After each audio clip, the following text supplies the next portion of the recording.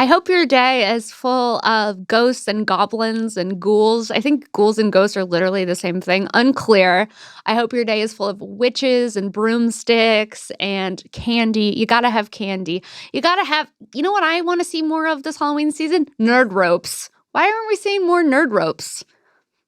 They're my favorite candy. Okay, that's neither here nor there. I hope your day is full of all of the haunted things. Wolverines. Is Wolverine man? Is that a thing? Frankenstein. You gotta have Frankenstein. It's Halloween. Mummies, warlocks, all those haunted ass things. Okay? Candy apples. Is that like a fall thing? I remember being like as a kid seeing candy apples a lot in like October themed things. Bobbing for apples? Who fucking's doing that? Anyways, guys, we have an amazing episode of Shank for you this week with Alexis Neiers. But before we get into this week's episode of Shank with Alexis, there's just a few things I want to tell you about. One, I am coming to Washington, D.C., the D.C. Comedy Loft. I'm coming with Kim Congdon. There's tickets available on the Comedy Loft website, or as always, you can find tickets to my shows in the link tree of my Instagram at Princess Shank on Instagram. Just hit the link tree and it'll take you to the DC Comedy Loft. I'm going to tell you the exact dates now. I believe, okay, here we go. It's November 14th through the 16th. That's 5 shows. So if you're in DC and you want to see Kim and I co-headline, this is the show to come out to. We haven't been to DC before, so we really are looking forward to meeting all you This Bitch fans and saying what's up, making you guys laugh. So come out to see that. And then I'll be in and out of Austin over the next couple months. So if you want to see me at the Mothership, you can find direct dates on my Instagram at Princess Shank. And then in April, Kim and I are coming to LOL Fest in Canada. More information on that coming soon. I just booked that. And as always, you can find me weekly most of the time when I'm in LA at the Comedy Store. So yeah, tune in for that. And then you can find bonus content. I've been trying to do more videos and like stream of consciousness stuff on my Patreon, mixing it up. So if you want to hear me like a rant and just talk into the ether and see my daily life, I'm going to try to do that consistently. That's one of my goals. So pop in, just $5 a month. That's like getting me some coffee. If you want to see a thirst trap, you got to pay a little more, but it's worth it because it's a thirst trap. Anyways, before we get into this week's episode of Shank with Alexis, I just want to remind you about my favorite thing, and that's Oh Yeah socks. Oh yeah. If you're like me, you go through life every day and you don't like being barefoot. Okay. People are into grounding, not me. You know what I'm into? Socking. That's right. While you're out there dragging your feet through the mud, trying to connect to the earth, I'm walking around my kitchen in a pair of fabulous socks from Oh Yeah Socks. They also have amazing slippers. Nothing I love more than a fucking slipper. I love being at home. I love being in a robe with a cute, fluffy slipper from Oh Yeah Socks. My flamingo slippers are one of my favorite pairs. I also have otters. I have alligators. Listen, when it comes to my foot collection, my sock collection, it's eclectic, okay? I got to keep these toes protected. I'm not trying to get to end up on Wiki Feet again, you know? So shopohyeah.com. They make amazing gifts, great stocking stuffers, great I'm thinking of you, great happy Halloween, Merry Christmas, happy Valentine's Day, happy anniversary. Sorry, I didn't come to your daughter's baptism, have a pair of socks. You know what? Like, no matter what the occasion is, there's a pair of socks for it. That's what I'll say. Shop Oh Yeah, discount code Sara, SARA 10 for 10% off unique sock designs. And as always, you can find me here every Wednesday on Shank and every Monday on This Bitch. Let's do it. Let's get into this week's episode of Shank with the one, the only Alexis. Here it is, guys.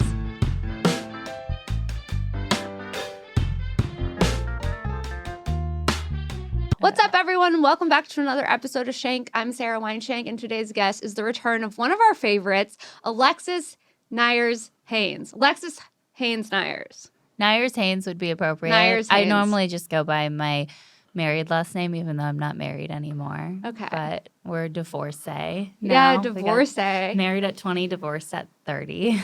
That's so, you did that fast. You've done a lot in 10 your years 20s. is not that fast. No, but from my 20s, I didn't have a marriage and kids. No. You know what I mean? I was like in and out of therapy. I was at every open mic. I was like sleeping with the wrong guys. Like at least you did something that got you somewhere. You have children. You've lived a life. I've lived 10 lives in one life. It's really what it is. It's really crazy. I was talking to my boyfriend on the way here, and I was like, oh, my friend Alexis is coming on. And he's like, is she a comic? I'm like, no.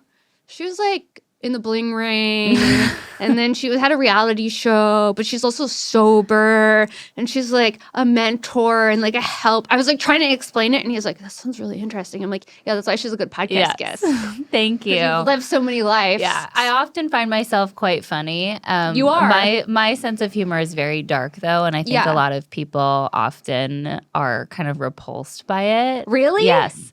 And it comes out in like the worst it's always super sexual related, and it's always really dark. The man that I'm currently separating from but was dating for the last 9 months a few weeks ago, he was like, babe, you give the best blowjobs. And I'm like, thanks, been doing it since I was 4. You know, like I'll throw it out there, and he's just like straight faced. And I'm like, how do you not find that funny? If I'm laughing, you should be fucking laughing. Thank you. I've been you doing should be laughing. True story. Oh my God. So, okay. So I was going to ask you if you were dating someone because I've seen him on the story, but you guys are separating. I think we're separating. Yeah, we've been dating since November, and things aren't looking up. I love him so much, but it's just, we've been in therapy on and off for like the last 2 months, and I'm like, I don't know. It's bad when the therapist, and it's not even that bad, but like the therapist sat down in our last session, and he's like, so how's it going? And then my partner will open, and then he's like, I think you guys should separate. And I was like, oh, okay. Before you even had a chance to like talk? Yeah, in that session, and we were like, okay, maybe we should. Yeah. Really? So, yeah. And so do you trust the therapist? Yeah, I think we're both kind of at that point where like it's not a matter of compatibility. It's not a matter of love. It's just like we're stuck in a cycle that we're not probably going to get out of right now. Okay. And so, and like I'm on a timeline, you know, for me, because I'm a woman and I do you want to have more kids. How many more? I don't know, at least one. Yeah. And I think it's more so of like, you know, I identify as a witch. Yeah. Which is why I love you. Yeah.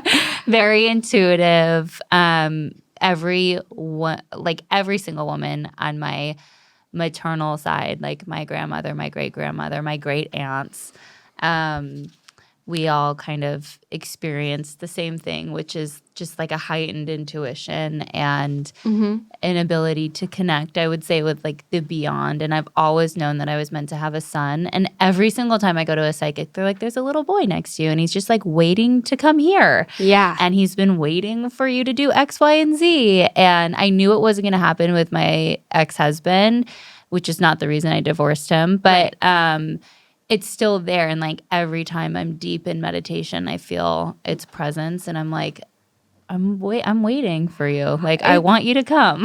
It's really crazy that you say that, because I was dating, before my boyfriend now, I was dating like a guy on and off for like years. And I was like obsessed with him, loved him, but I knew in my heart, I'm like, I know I'm supposed to be a mom. Like, I know it, and it's hard to imagine when you don't even have kids that you're supposed to do this thing, but you don't even have the kids. So you're like manifesting far, far out. You know what I mean? And so for me, that was really hard, like walking away from that relationship, because I was like, okay, like I'm basically walking away from someone that I love to then attract what I know I'm supposed to be. Yeah. And that's a head fuck, and that's confusing. It's really hard. Now I'm in a relationship with a guy who has kids, and that's like amazing. Oh, wow. It's awesome. Okay. That's cool. That single dad life. Yeah, that single dad life. Okay, cool. Yeah, it's really awesome. Yeah. So I'm just like really clear that I'm supposed to have another kid, and I'm 33 years old, and I'm not looking to have just another baby daddy. Like, I want to have a life partner. Right. And so, you know, that's where I'm at. It's right. Would you freeze your eggs? I would. That's expensive. But it's fucking expensive. It's so expensive. It's crazy. Yeah. It's and so crazy. I'm in it's like I need a casual $20,000 to get the eggs on ice, and then you have to like pay rent on the eggs. Yes. And I actually talked to this current partner, and I was like, you want kids, I want kids. We don't know what's going on here. We're making the decision that maybe we need to try something else. But would you ever want to pay to freeze my eggs? Yes. In the event that nothing ever happened and like we make it back together, and he said he's considering. So we'll see about that. But that's cool. Does he know he wants to be a dad? Yeah, he's super clear. He actually left his last 5-year relationship because at the end of it, she didn't want kids, and he really is clear that he wants to be a dad. So I think that's great. Has and he he's met your like, kids? he's fucking great with my kids. That's what I was about to say. And that's like really the hardest thing about walking away is that my kids love him. Yeah. And so, well, can you guys be friends? Yeah. Oh my God. It's one of those things. I'm like weirdly, aside from my last boyfriend, I have always maintained friendships with my exes. Me too, except for the ones that really, really did a number on me. I don't really. So that was my previous boyfriend, where I just went full no contact. Like, this is not going to work for me. Yeah. We cannot connect further. But with all of my other exes, even my like high school sweetheart, I actually just ran into him at Erewhon. You did? Yes. And immediately he squeezed me and he's like, "How are you? I've missed you." We get coffee and lunch occasionally. That's so cool. Keep in touch. Yeah, it's nice. It's also crazy because like the older that we get, it's like you feel like was in one relationship in my 20s for like 5 years, but I've known him like for now 13 years. Yeah. So it's like it almost felt like we were like growing up together, like while we were in this relationship. So it's like becomes like a family member at a certain point where you're like, I like that we can connect in these ways, and like you know me from different stages of my life. You know what I mean? Yeah, I think there's pluses and minuses. Yeah, you knew me when I was rapping in your bedroom at 2 a.m. against your will. When I busted into your studio apartment dropping bars at 25. Yeah. So you went through, you've seen a lot of bad sides of me. So I feel like we're still friends. So. Oh, that's sweet. Yeah. So, okay, you're separating from him. Yeah. How's motherhood? Oh, God. It's fucking rough. It is. I'm like, I want more kids. God, it's fucking rough. No, it really is. I've got like an 11-year-old preteen hormonal tornado in my house right now. She looks just like you. She does. She is like the light of my life and my biggest teacher. She's so fucking challenging and like holds me to the fire in so many ways. And it's a lot, but I think she'll make it through. It's interesting because my friend was like, well, what? Because I was like, I think I'm a bad mom. Like she's really terrible sometimes. Like she is so poorly behaved. But that's just being a fucking teenager. I know. Because I was talking to my mom, and I'm like a pretty good kid, I think. And she was like, "You were a horrible teenager." It was just awful. I was so awful. Yeah.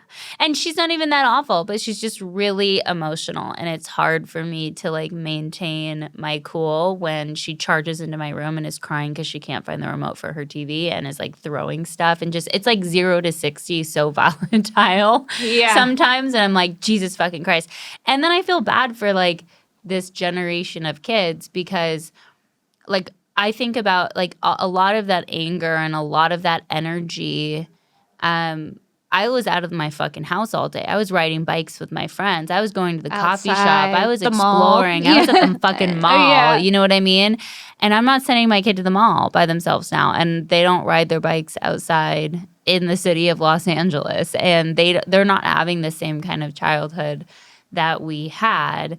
And they've been through like a lot of fucking change. Like my kids, you know, they had a very loving mom and dad that were a unit for a very long time. And then all of a sudden that split happened, and we're still very amicable and we get along, but it's still fucking hard on these kids switching houses and like all of this stuff. So I have grace for her, but my God, it is a fuck of a lot in conjunction with what my career is right now and has been for the past couple of years. It's really tough. So right now you're in like the mental health space.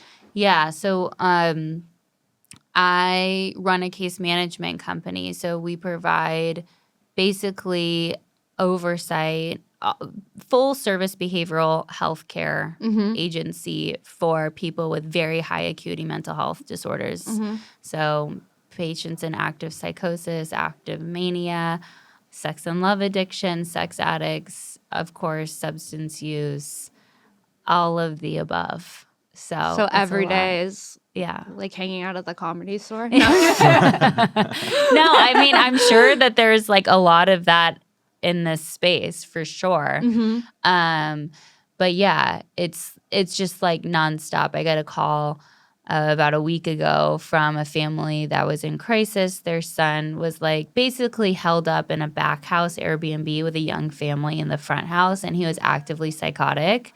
And the PET team won't do shit for you. So you can call, PET team stands for Psychiatric Evaluation Team. So you can call them out, and unless they're like, are they a they've got a gun, government-run agency? Yeah, like unless they're going to actively commit suicide or have like a thought out plan and or are a danger to others. Like a threat to themselves or others. Yes. 50-50. 51 They will not take them in for an evaluation.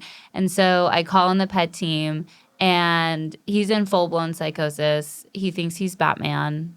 Yeah, he thinks he's Batman. And I'm like, okay. So they go back there. They're like, there's nothing we can do. I'm like, okay, fine, I'll make contact. So I go and I make contact. Like, hey, it's me, Robin. And this kid is fucking brilliant. Graduated from like one of the top schools in the United States. Brilliant kid. But like fully in psychosis. And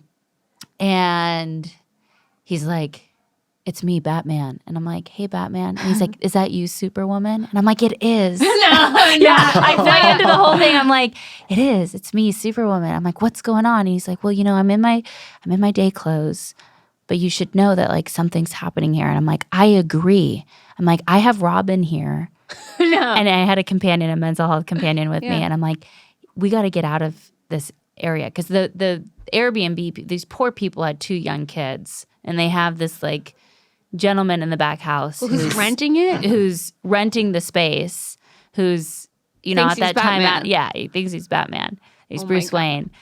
And so after like an hour of just like listening to this guy rambling about all of the amazing things that he's going to do, he's fully like manic, like detached from reality. I'm like, it's not safe for us to be here anymore. We need to go to an Airbnb. Will you come with us? And he agrees to.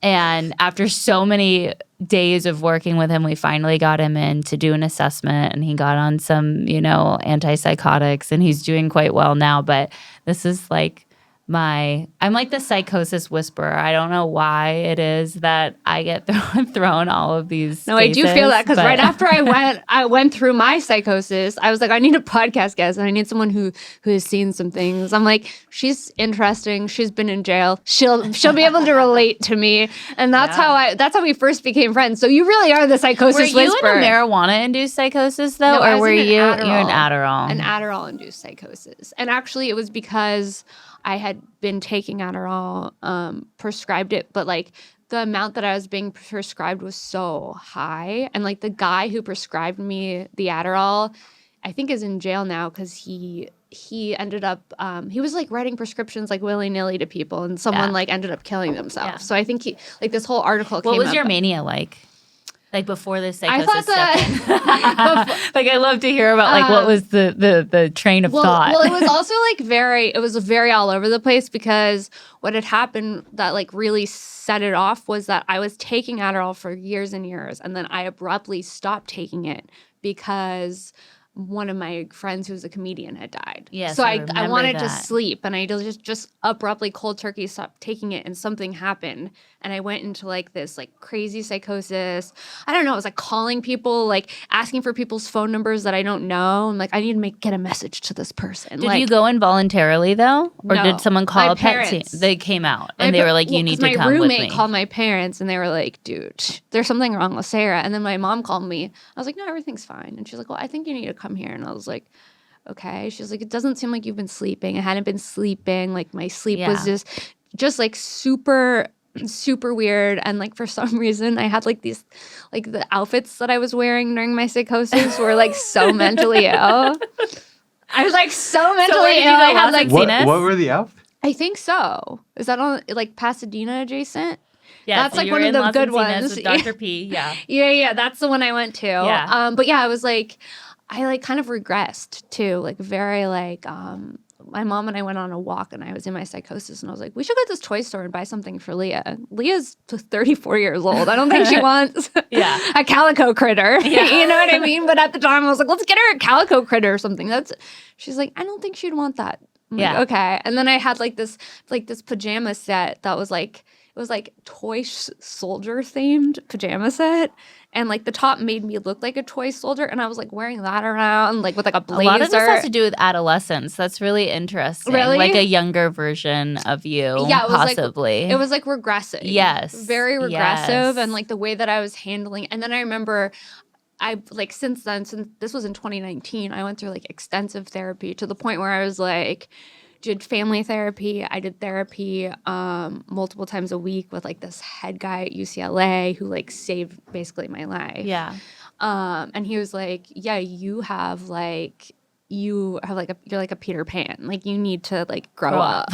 And I was like, what do you mean I need to grow up? He's like, you live at your parents. Like it's time to like fucking grow up. And like he was like, adults take out their own trash. You don't like doing that. And I was like, yeah, that's kind of true. And like really called me out in such a way that I was like, whoa. And he called me an old baby. And all my friends make a joke about it because it like fucked me up. Because he did it not that long ago too. He was like, you're like an old baby. And I was like, I don't want to be an old baby. Yeah. And he was like, well, then make the change. What fun drugs did they give you? What were you on? Were you on like Halidol and Vega? I literally You had to have been on an antipsychotic to pull you out of that. They gave me some cocktail and I just fucking took it. I was like I remember being in there being like, I just got to play along so get the fuck out of here. Yeah. Like the second. It's not a fun place. We say Los Encinas is like the best hospital. We don't have good. So that's the thing in California. One that I've heard is the best one. And the food slapped. I mean, they're feeding you well. They were feeding me incredibly, but also I don't know if the food was as amazing as I thought it was, or is that I was on drugs. Adderall for so long that like I wasn't really eating. So I was like, oh my god, this is like it's not jail food. No, it's not. No. They made me something called chicken feta.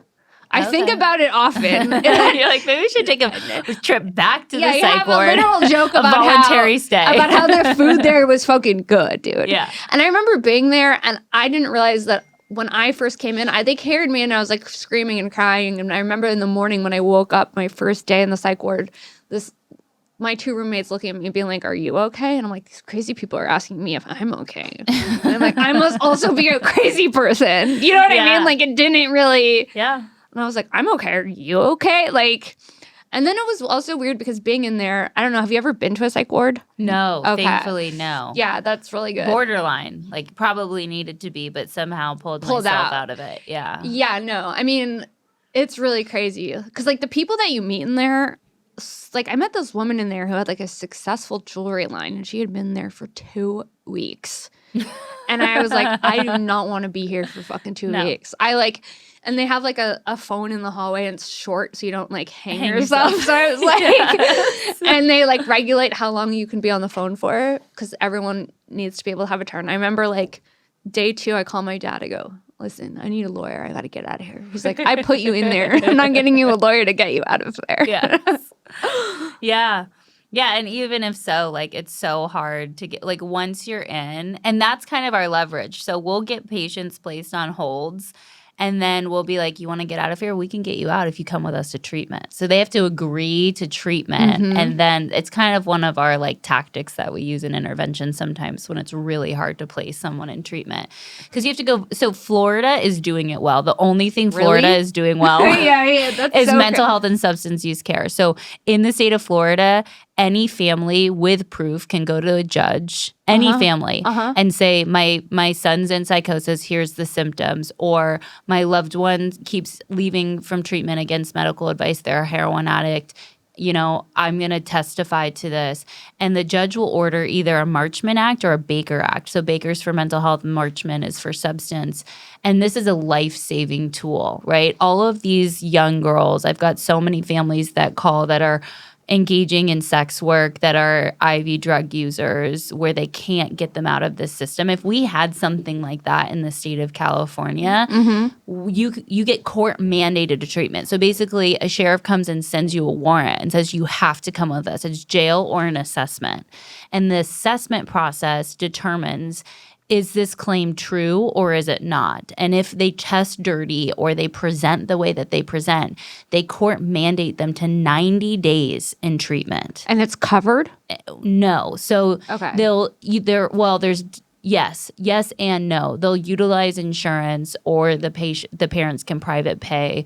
And that's the thing, it's like accessibility. You want to go and get sober at a state-run option like Tarzana or Cry Help, there's an 8-week wait list. Like, you cannot get fucking into these places. There's just not access. And when you're talking about like Las Encinas being the best, it's rough. Like, we have lost. It's fucking rough. Like, you went to the best one. I was like, that was the best one. UCLA and Las Encinas are really like our only good options, and it's so hard to get into UCLA. They usually kick them over to Las Encinas. There's like very, very few options for good quality care here.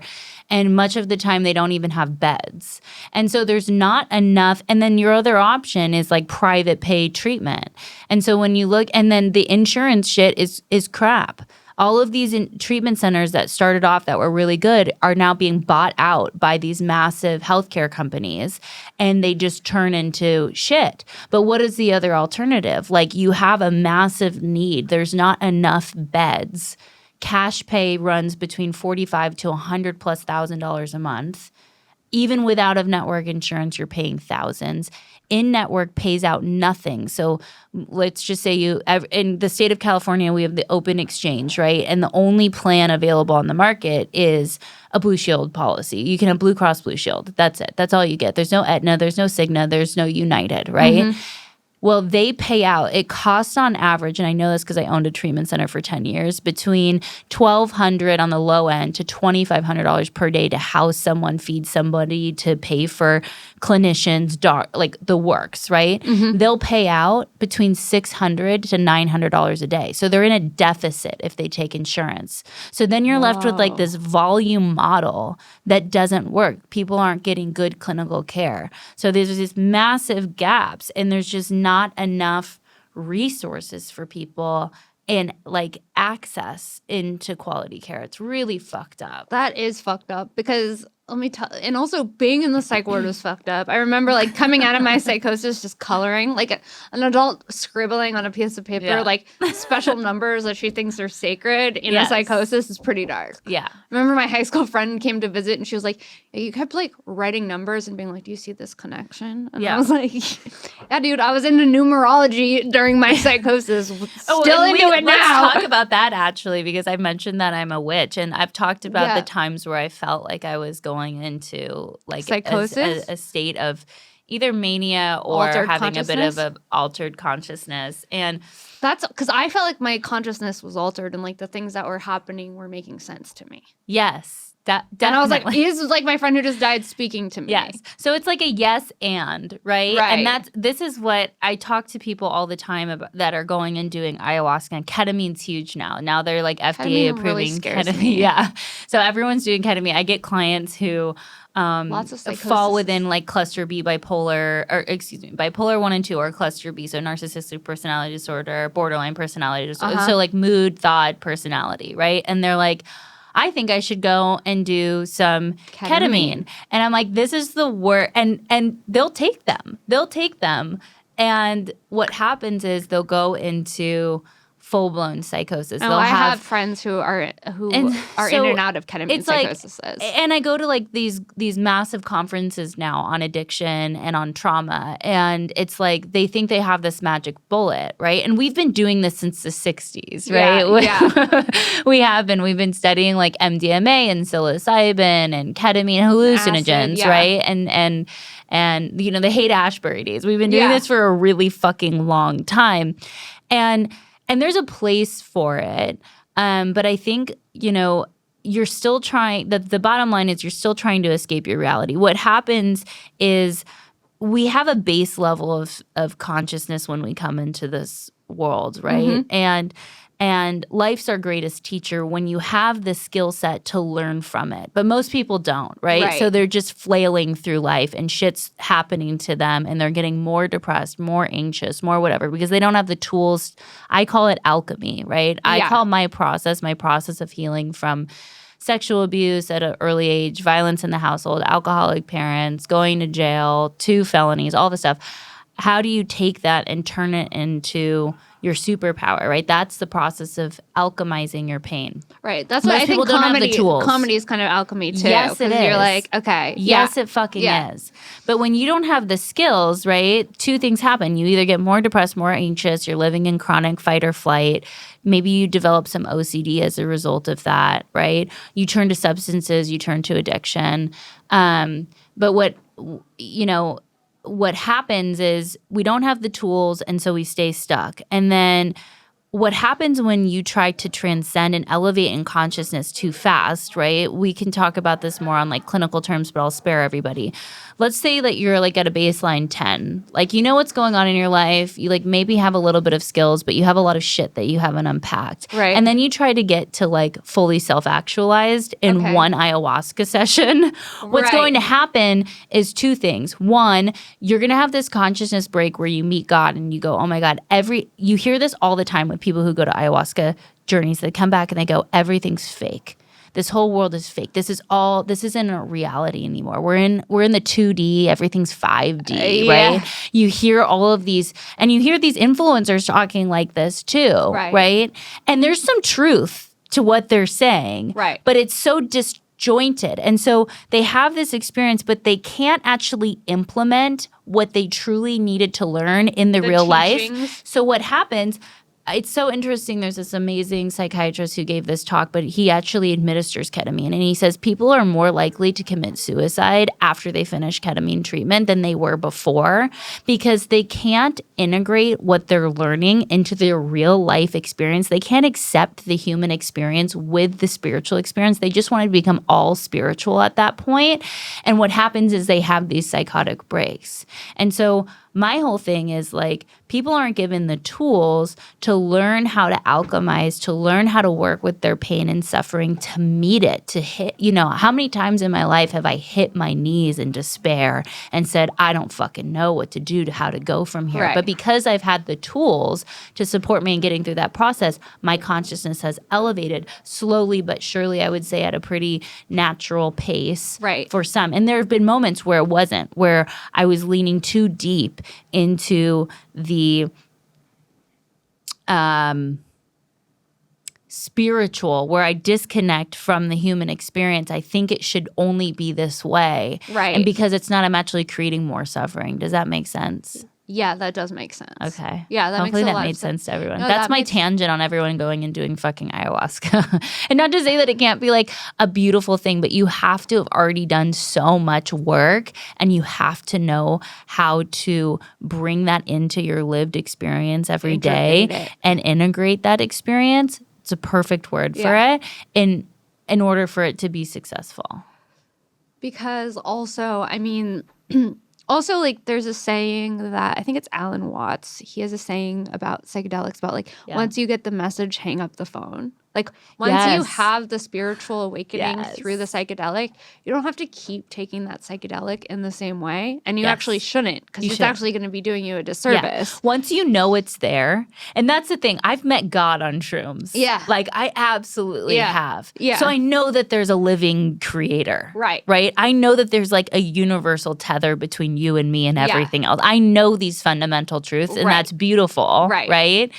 But so many people keep going back and seeking that, and they want that so bad. They'll quit their jobs. They'll become Kundalini yoga masters. They have no fucking money, and then they're like, what happened to my life, right? I have a friend who did that. He was like a top agent at CAA, and now he's like an ayahuasca shaman, and he's fucking miserable. He's crazy. Fucking because he can't afford his fucking life anymore, and all he's doing is seeking this experience with people, and he's getting this ego high every time he helps other people transcend. And and I mean, you live in LA. When I remember I was babysitting for this family, but then also at night doing stand-up. I was in my early 20s, and I remember asking one of the kids what they wanted to be when they grow up, and he said a shaman. I'm like, that's the most LA shit that any kid could ever say. What's so interesting Los about Feliz ayahuasca kid. too, yes. What's so interesting about ayahuasca too is that historically, right, we lived in tribes and there would be a medicine man or a medicine woman and they needed to take that medicine in order to know what direction the tribe should go into, what plants were safe, to connect to the earth, to connect to source, right? And they would lead the tribe, but not everybody was just taking ayahuasca. They weren't like having ayahuasca. They weren't like having this group.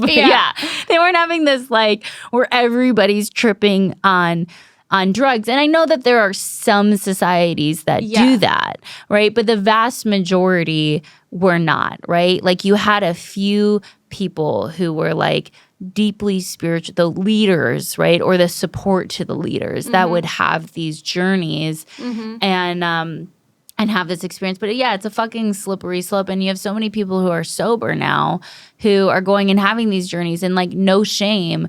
But in my experience, like when you have the right tools, and so many people don't know what those tools are, like talk therapy is only going to get you so far, right? And a lot of people just go and they do talk therapy. And that maybe helps you like reorganize the bullshit, but you're still holding the bullshit. Right. If you don't know how to literally turn that into something purposeful. Right. People ask like, how have you stayed sober 14 years? How have you not gone back? I used to shoot heroin every fucking day, right? I used to shoot dope, snort as many drugs as I could, drink all day long, and I was the biggest fucking pothead. And I never thought that I would get sober. And people were like, well, how have you been sober this long? Well, I've learned how to turn my pain into purpose. If you don't have a purposeful life, you're fucked. Right. Right? And that doesn't mean the purpose can't change. Like I'm somebody too that has shifted careers more times since I've started working at 15 washing dishes. You know, I've been a dishwasher for a coffee shop. I've been a barista. I've been a nanny. I've been, and that's all like normal part of life. I've been a reality star. I've been a model. I've been a treatment center owner. I've been a counselor. I've been a podcast host.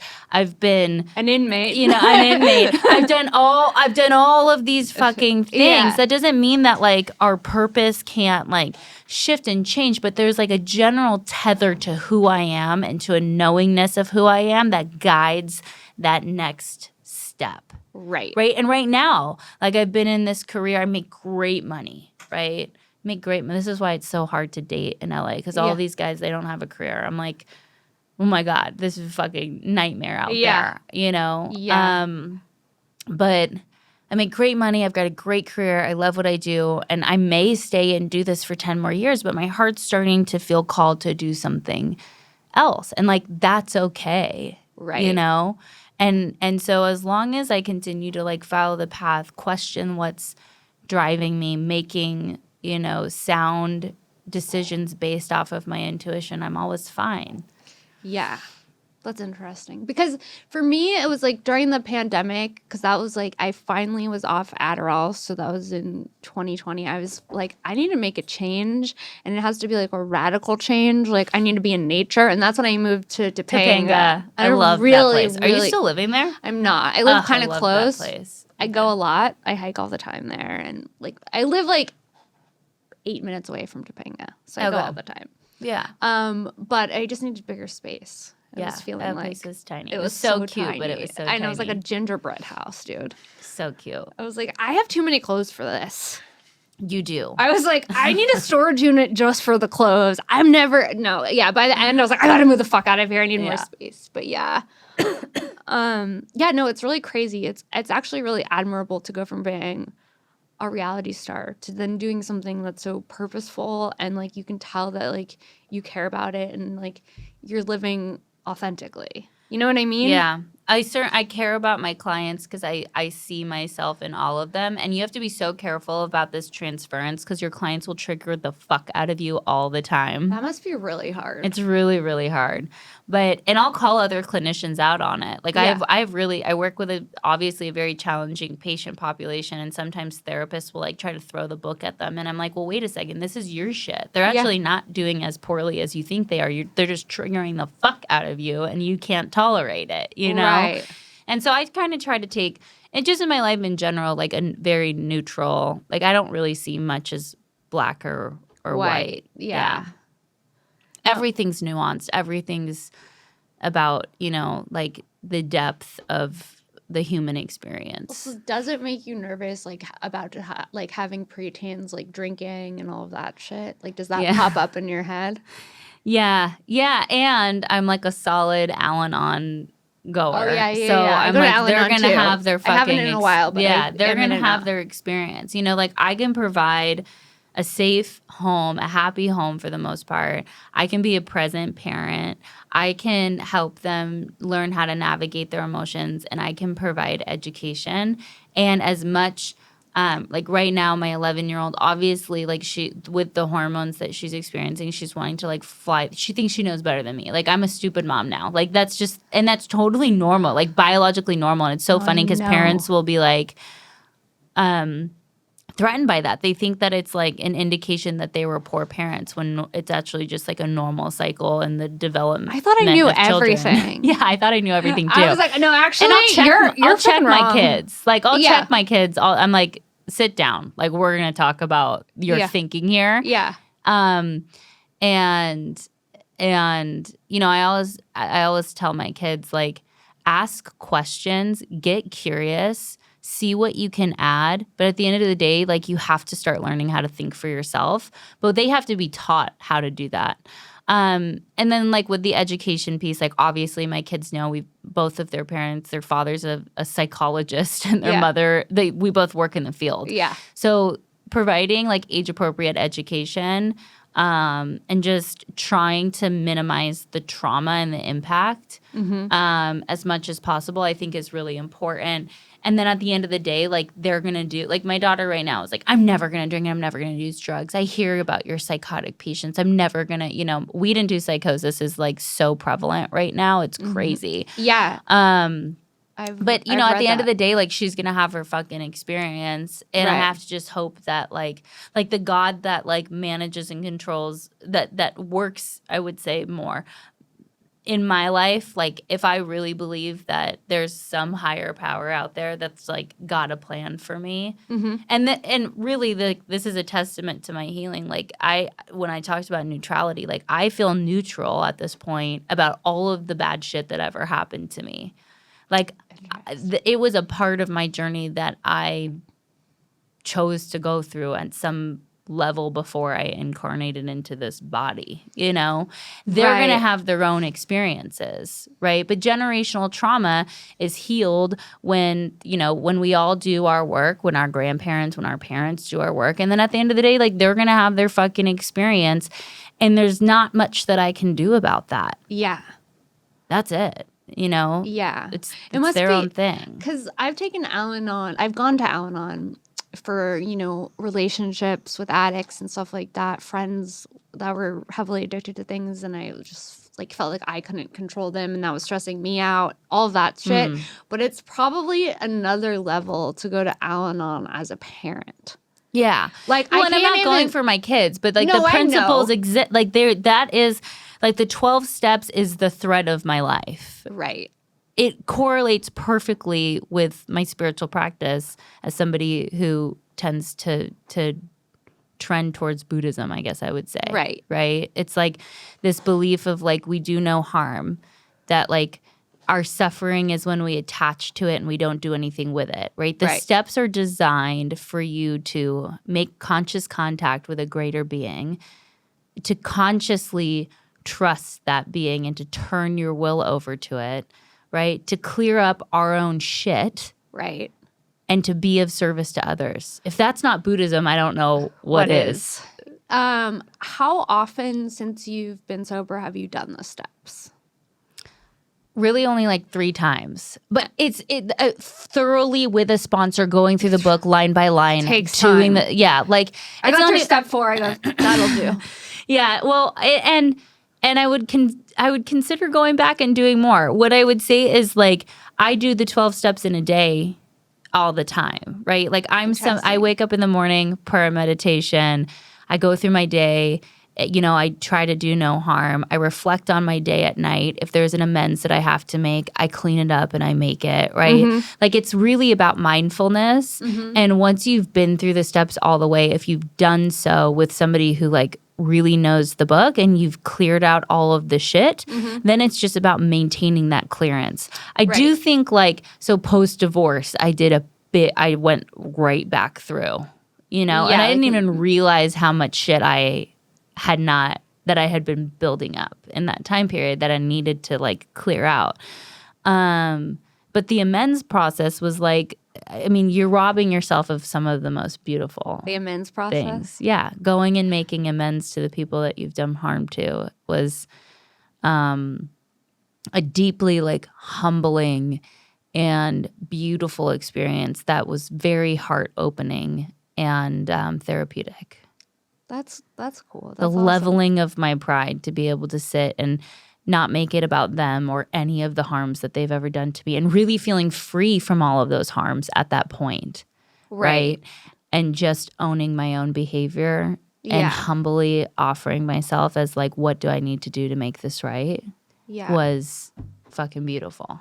That is beautiful. Have you helped people go through the steps? It's so funny because I'm thinking about this episode and then our last episode where I was talking about like fucking the firefighter and stomping on his balls this. Because it can be both and. That's what I'm saying. It's like nuance. Like there's so many layers to our fucking existence and our being. And there's nothing wrong with it. It's like when I started a comedy and I was like, but I like fashion. That doesn't really make sense. And I'm like, no, but you can do comedy and like fashion. Fuck yeah, you can. Just because you see a lot of guys in like dirty shirts with stains on them and like gross shoes doesn't mean that you can't look cute, This is true. So it's always interesting to sit down and have these conversations with you. Do you miss having your podcast? Do you think you'll? Yeah, because you're so great on a podcast. Like you have so much knowledge and also like it's interesting talking to you because you've actually lived a life. Yeah. You're not like coming on here not being authentic. Yeah. Or hiding behind just no, jokes. No, it's really it's really my personal experience. Yeah. Yeah, so I was talking earlier just about the calling of what I want to do next, and I think a podcast is a part of it. It's just so fucking expensive to run it. Like, it is expensive, and it's constant work. It's like feeding this beast. So here's the thing, like if so I hated being a part of a network. I really didn't like that. I don't want to go after investors. What I would kind of like to do is cultivate a space where I can have the kind of conversations that I want to have now with this like even deeper perspective, post-divorce, post doing the steps again, post a lot of somatic therapy, which really took me to a next level, and a lot of internal family systems work. Somatic therapy, is that like sound therapy or like no, it's physical touch in therapy. The space. Yeah. Okay. Yeah. What did that help with the most?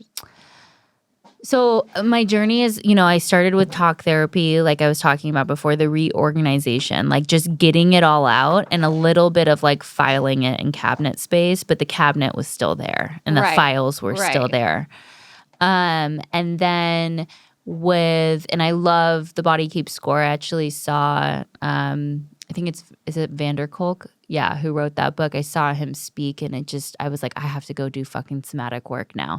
So, and then I did a lot of internal family systems work, which is the nervous system work that I think was necessary for me to take that next step into the touch. So essentially like the body itself, the tissue of your being, every atom has a memory to it. And when there is like a lot of trauma stored, and that can even be like from your birth in your body. Dude, I gotta do somatic healing. I gotta get rid of this trauma that's like, I feel like it's in my hips. Dude, for a lot of women, it's in the hips. Yeah, I hear that. Like a lot of your emotions are in your hips or whatever. I've heard that. I got like a massage at some like hoity-toity like retreat one time, and this lady was cracking my hips. I thought I was gonna cry. I thought it was so weird. The emotional release, and the reason is the nervous system runs basically from one end to the other, from your mouth down to your anus, right? Your sacrum holds the base of your nervous system. And and the trauma can easily get stored there. I have so many examples of this. My first birth, I was planning on having a home birth. And then what ended up transpiring was I needed a C-section. I pushed her butt out at home. And we transferred to the hospital for a C-section. Go with half her butt out to the hospital? Yeah, I did. It was so gnarly. But it's so interesting because that was my body. Yeah, sober and no epidural. Have a butt coming out of your vagina. Yeah, dude. Hell no, dude. It was gnarly. But what I'll say is that was my body keeping me safe because I felt so out of control. I have a lot of sexual abuse trauma. So having something so forcefully coming out of it, I was losing control in that moment. And that led to like a number of months of, I would say, borderline postpartum psychosis, but certainly depression to where I found myself suicidal. And it was because I had done a little bit of the reorganization. I hadn't done the nervous system work and I hadn't released that trauma from my body. And so I believe that my body was literally keeping me safe from delivering that baby all the way because the opening of that was painful. Not just painful, but like subconsciously destroying me. Right. And so I ended up going to the hospital and I had a cesarean section. And with my second child, I had done a lot of that work, that nervous system work. And I ended up having a VBAC, a vaginal delivery after cesarean. Really? Yes. I had my second, a natural delivery. I didn't know that you could do that. Yes. Because they make it seem like once you get a C-section. I know, but you also know I'm a birth doula, so I know all this stuff. I forgot about that whole career. I just had the most incredible birth, actually, that I was able to attend. When was it? Second mama last month.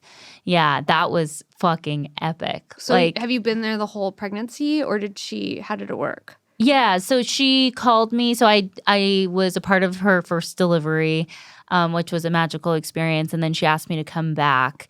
And that was just a beautiful, beautiful experience being able to support her. Yeah, and I've been there for my sister's deliveries. She has all out of hospital deliveries as well. Really? Yeah, you can actually watch that video on my Instagram if you want. It's on there. She's had 3 kids. 3 under 3. And you've been in all of them? The second one I wasn't able to attend. I was there virtually because I had COVID, unfortunately. But the first and the third. Being at a birth with COVID on FaceTime, literally my nightmare. Yeah. It's not my birth and I'm watching it when I was supporting her. I was guiding my mom to support her. That's good sister shit. I don't think I would have it in me. Yeah, no, it's pretty gnarly. If I had COVID and then I'm like tuning into a fucking birth. Birth and death though, like this is the thing as you do more and more work, you become less and less afraid to die. Like these are the portals, the entries. Yes. And it's so symbolic to like all of the work that I do. And it's just fucking magical. Because even like getting sober, that's a death and a birth. Exactly. In a way. I mean, yeah. Well, all of our challenging experience, I was talking about those hitting the knees moments in life, those are deaths. We are coming to terms with parts of ourselves dying. Life is crazy. I mean, I remember specifically doing acid. I don't do acid anymore. We'll never do that drug again. Probably once you've not been a good in idea. Psychosis, you don't just mess around with acid on a Tuesday, you know? But like one heavy acid trip, I remember it was like I went outside and everything all at once was dying and then being reborn. It was like I would look at a tree. It would blossom, look so beautiful. Then it would shrivel up, die, decay in front of me, and then come back and blossom again. Yeah. And that was God showing you the way. I was like, damn, dude. Yeah. Everything. I remember it was like an intense trip. I had a roommate at the time. I go, everything outside right now, living and dying. Just living and dying. Like, I don't know how. That's life, man. Everything right now is living and dying. I said it for like weeks and weeks after. It was so crazy. Yeah. But yeah, you don't need to do acid to get in that knowledge. You don't. Turns out you don't need that. Probably don't need to be in a psychosis. Yeah. It's also crazy because up until that point, like, I didn't think of myself as someone who could just slip into a psychosis. I don't know if that's being naive. No, I mean, I don't think most people expect like it's not going to be me that goes full crazy, you know? Yeah. But we're seeing it more and more. It's crazy, and people ask me like, why? Like, why is this becoming more and more prevalent? And it's our culture. It 100% is our culture and the way that we live. Ugh, it's fucked. Do you think are there more psychoses in the U.S.? Possibly. wonder That's what actually interesting is research that an interesting I would like question? to explore more about. I feel like in Denmark there's less psychosis. I don't know why. Like in Sweden, overall, you can get like healthcare. Their mortality rates are better. Their birth rates are better. Their food is better. Their culture is much more sustainable than what we live in here. Yeah. I wonder. But the thing is, like, I don't want people feeling like hopeless. Like, there are way showers that will show you the fucking way of how to live a more integrative, slow pace life. Right. And it's not even slower. Like, my life, I work sometimes 60 hours a week, and I'm a single mom with 2 kids. And somehow I do it. And the way that I do it is because I have the knowledge and the skills and the ability. But most people would not be able to do that. And the sobriety, I feel like, too, because most people, I mean, it's interesting. You see a lot of parents who medicate when you start seeing more parents who are like, at the end of the day, like, fuck, I need a drink. Yeah.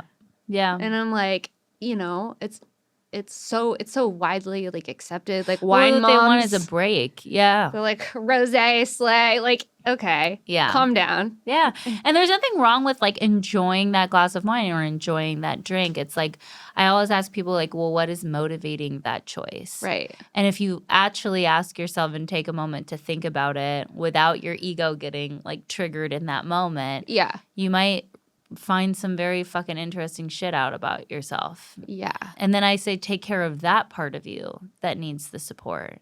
That makes sense. Well, this is our podcast. We really covered a lot. It was so fun, interesting, inspiring. Where can people find you online? And I mean, you can follow me on Instagram if you want. I only really post stories, but people if you should want follow you. Yeah, they should. And if you want to, like the new creative ventures that are coming are going to come. I just don't know how or when. It's Alexis Neiers. Yeah, and if you have any interest in sobriety or navigating that, somatic my God, healing, like all of the things that you're talking about, birth. Doulas, you're a great resource. So I love having you on, and thank you so much for coming on. And you guys can find me here every Wednesday on Shank, every Monday on This Bitch. When this comes out, I'm coming to DC with Kim Congdon. We'll be at the DC Comedy Loft.